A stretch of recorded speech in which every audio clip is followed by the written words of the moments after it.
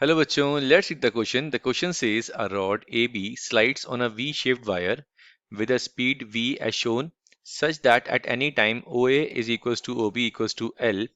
Magnetic field in the region is perpendicular downwards and has a strength B. Induced EMF in the rod is। तो बच्चों यहाँ पे आपको induced EMF find करनी है इस वी शेप वायर के अंदर। ठीक है, फर्स्ट ऑप्शन है बच्चों जीरो बोल रहा है, second option is VBL, third option is under root three VBL by two and the last one is VBL by to.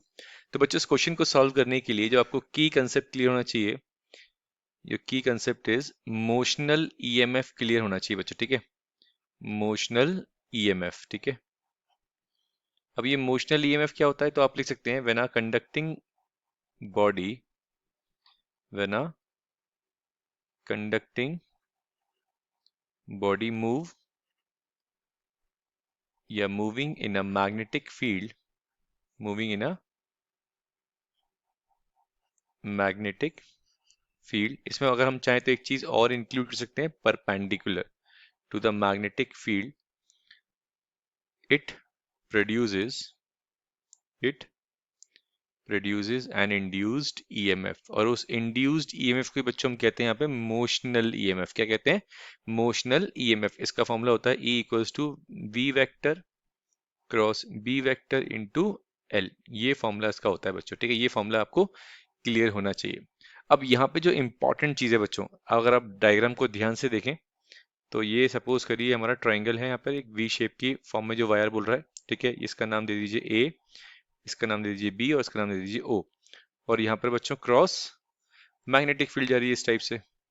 ठीक है, ये क्रॉस मैग्नेटिक फील्ड है और ये परपेंडिकुलर डाउनवर्ड्स मूव कर रहा है और इसकी स्ट्रेंथ जो है मैग्नेटिक फील्ड की बी है।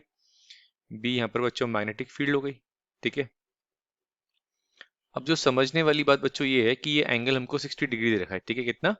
60 डिग्री। इसको मैं एक दोबारा दूसरे पेन से लिखता हूँ जिससे आप इजीली क्लियर एडजस्ट कर पाए। ठीक है, 60 डिग्री दे रखा है बच्चों और क्वेश्चन में यहाँ पे देख सकते हैं क्या गिवन है, ओ ए और जो ओ बी है बच्चों, जो कि एल है, वो बराबर है।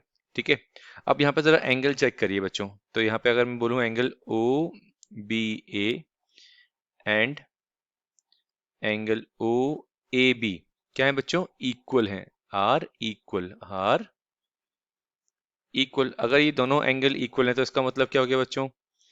अगर ये दोनों एंगल इक्वल है इसका मतलब ओ ए बी क्या है बच्चों?